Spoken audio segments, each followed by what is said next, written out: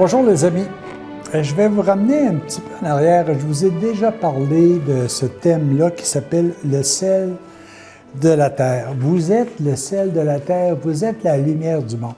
Mais je vais vous l'expliquer d'une autre façon.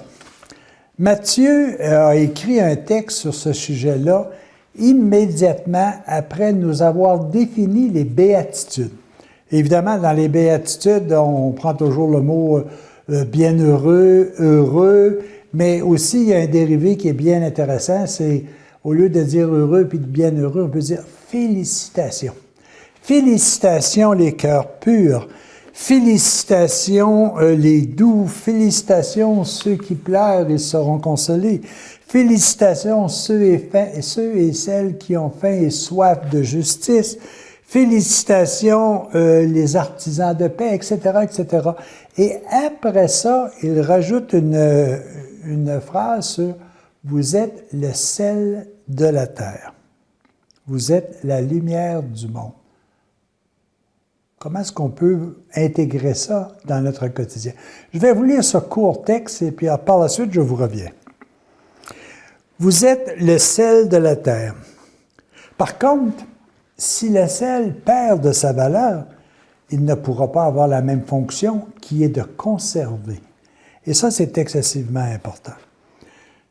Si nous perdons cette base fondamentale qui a été mentionnée notamment des béatitudes, nous perdons de notre valeur réelle. Puis à ce moment-là, qu'est-ce qui arrive? C'est que nous nous joignons tout simplement à tous les autres. Et puis nous suivons le cheminement, non pas que je guide dans ma vie, mais c'est ce cheminement-là qui me guide. Puis ça, c'est important.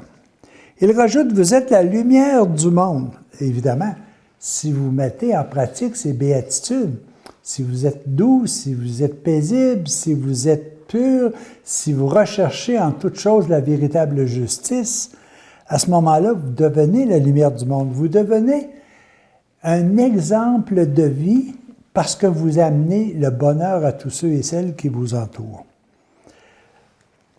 Il mentionne aussi, quand on allume une lampe, ce n'est pas pour la mettre sous le boisseau, mais sur son support et elle brille pour tous ceux qui sont dans la maison. De même que votre lumière brille aux yeux des hommes pour qu'en voyant vos bonnes œuvres, ils rendent gloire à votre Créateur qui est aux cieux et qui vous veut votre bonheur. Vous savez, les amis, je serais curieux de savoir si vous êtes capable de me citer un autre texte, une autre parole, un autre élément que le Nouveau Testament qui a été dit il y a 2000 ans et que l'on cite encore aujourd'hui comme étant important. Évidemment, il s'écrit énormément de choses. Il s'écrit des opinions d'hommes sur la volonté de Dieu. Mais qui peut définir la volonté de Dieu? Jésus nous l'a tout simplement dit en disant « Hey, félicitations les cœurs purs. Hey, félicitations les artisans de paix. Hey, félicitations ceux qui recherchaient sans cesse la justice. » Il nous répète ça sans cesse et il nous dit faites en sorte que tout ça soit le sel de l'humanité. C'est ce qui permet de garder la divinité, la nationalité divine dans ce monde terrestre. Puis, ne l'affaiblissez pas. Faites en sorte que ce soit vos priorités de vie. Et là, vous serez utile.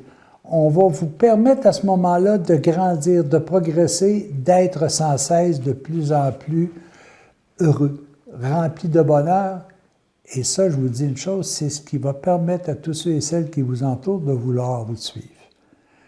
Oui, les amis, c'est pas complexe, mais vous devez porter en vous l'amour et l'exprimer constamment pour que vous soyez, pour tous ceux et celles qui vous entourent, des agents conservateurs du bonheur. Puis le bonheur a été identifié très facilement, c'est l'amour. Et si vous êtes ces porteurs de bonheur, si vous êtes le sel de la terre, si vous êtes la lumière du monde, il faut que vous gardiez à l'intérieur de vous, notamment ces béatitudes. Je vous dis, si vous restez en paix à travers tout ce qui peut se produire, vous donner un exemple. Si vous recherchez la justice, pas juste la justice à titre d'homme, ah, il mérite ça parce qu'il a fait ça, mais une justice remplie d'amour, d'entraide, de partage. Si vous êtes de ces agents de miséricorde, l'agent de miséricorde, c'est de dire, ah, si je peux trouver quelqu'un qui pardonne. Non, c'est pas ça. C'est tout simplement l'amour qui se penche sur la misère. Puis faites le tour autour de vous, puis vous allez vous apercevoir qu'il y a énormément d'endroits où la misère existe et que vous devriez vous pencher. Vous allez retrouver une satisfaction indescriptible parce que vous avez pu soulager la misère chez une personne. À ce moment-là, vous êtes le sel de la terre. À ce moment-là, vous êtes la lumière du monde. Alors, c'est pour ça qu'il faut véritablement dire les piliers de l'annonce de Jésus quand il est venu sur la terre, c'était fort simple. Restez doux. Restez miséricorde. Restez juste. Restez pur. Faites en sorte que tout ce qui vous entoure, malgré des persécutions, soit fait pour le mieux-être de tout le monde. Je n'ai pas dit pour glorifier uniquement Dieu, parce que Dieu est à l'intérieur de chacun de nous. Donc, si c'est pour le mieux-être de tout le monde, faites-vous-en pas, vous allez atteindre Dieu. Et Dieu ne peut voir qu'une seule et unique chose, ce que vous faites de beau, de bon, de juste et de louable. Alors, convainquons-nous, les amis, que nous sommes le sel de la terre, que nous sommes la lumière du monde, si nous mettons en pratique ces béatitudes-là. Et puis les premiers gagnants, ce n'est pas nécessairement ceux qui nous entourent, c'est la satisfaction que l'on va retrouver nous-mêmes en pratiquant ces quelques 7, 8 ou 9 messages très courts que Jésus nous a donnés. Convainquons-nous que c'est le chemin que l'on doit suivre, parce que depuis 2000 ans, il n'y en a pas eu d'autres qui ont pu écrire ce qu'aujourd'hui je viens de vous dire. Les amis, le chemin est tracé, à nous de le suivre. Au revoir, à la prochaine.